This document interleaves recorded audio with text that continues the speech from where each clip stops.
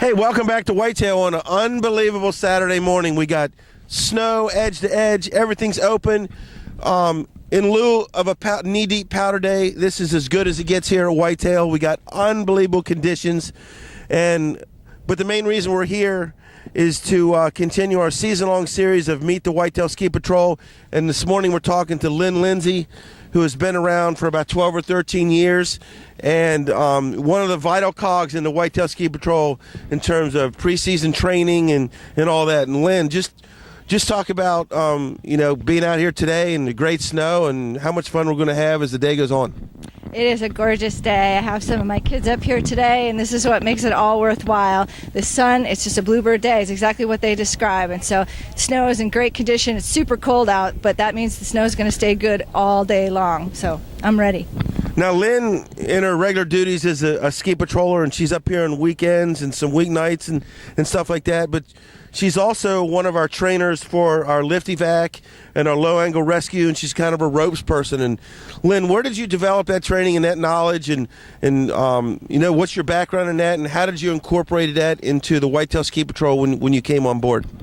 I've been working in the outdoor ed field for over 20 years. It's getting to be a long time. And I've been working for Outward Bound for the past 15 years. And so working on ropes courses, taking people out climbing, having the opportunity to even just think about using Z-rigs on the river if a boat gets pinned. So all of that kind of stuff is really the background. And I love to share it. And so it fits right in with what we do here. I think when I first came on board, there were a couple people that were doing a bit with the lift evac, but we've really ramped it up a lot. We've done a lot of advanced lift evac stuff, and we've done a lot of advanced low angle rescue stuff, both in the summertime and on the snow.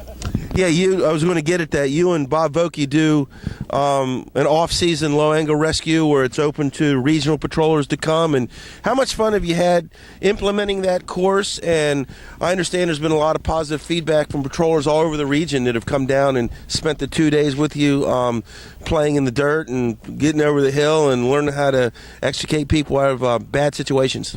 Yeah, Bob has really been key behind that, and this past year was the first that I've helped him instruct it, and it really is a fabulous course. It's a lot to be said for being out on the snow in the real conditions, but if you can learn in a place that's warm and you can, it's not so hard to tie the knots and those kinds of things, and then when you're out in the real conditions, you already have that background knowledge, but it is just a whole lot of fun. We literally just camp out, and we have the opportunity to get to know patrollers from around the region, and we get to share our skills and look at different ways of doing things, and Bob actually brings a lot of the hard physics in, so we literally have a whiteboard and we'll share some of the background behind all of that, so it's good fun. Just transition your life from Outward Bound into Ski Patrol. How did that come about? And it seems like it's the same kind of skills you use there you brought onto snow. It's absolutely true. To be honest, the whole reason I got involved with Ski Patrol is because being an Outward Bound instructor, we have to take a wilderness first responder course, and I thought I really don't want to be out in the woods with limited resources the first time I deal with a broken ankle or a broken arm or whatever other injury. And so I actually first started as a patroller up at Tussey Mountain when I worked for Penn State, and you see a lot of trauma as a ski patrol, and now when I see trauma out in the woods, which is pretty rare, I feel really comfortable with it because I've dealt with it before. And like a lot of the ski patrollers, your family are skiers, and they're out here quite a bit.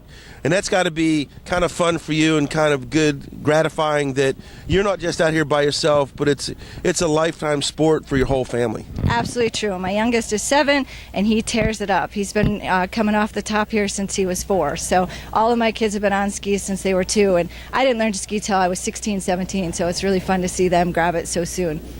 Now, we always say that the training you learn as a Whitetail Ski Patroller or a National Ski Patrol, the outdoor emergency care, and the first aid and the CPR are lifelong skills. You take them away from the mountain. Just talk about how that helps in your everyday life and the skills that you can take away from here when the snow melts.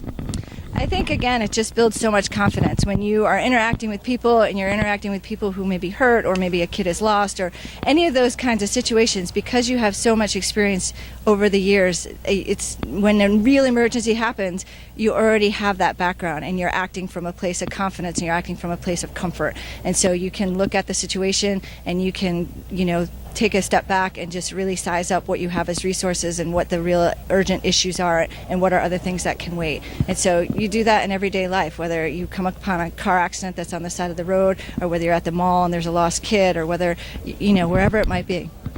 Now, you've been ski patrolling for 12 or 13 years now. Is there one fond memory out there that you take away and say, this is why I patrol? You know, all the work we do and all the fun we have, but you look back and say, no, that's the reason I come out every year and start this whole thing over again in the fall. I think maybe it's not one event, but I think in a bigger picture, it's the community. I think I often laugh a little bit and say that the Whitetail Ski Patrol is probably the most educated patrol in the nation. I mean, we just draw volunteer patrollers from the D.C., North Virginia area and all around the central southern PA and northern Maryland area. And so we have people who do all kinds of jobs. And so at any given point in time, you can be having a conversation about nuclear physics, or you can be having a conversation about law, or you can be having a conversation about insurance. And so when you get the chance to be together and work together and learn all the other outside skills, it's really a fabulous opportunity.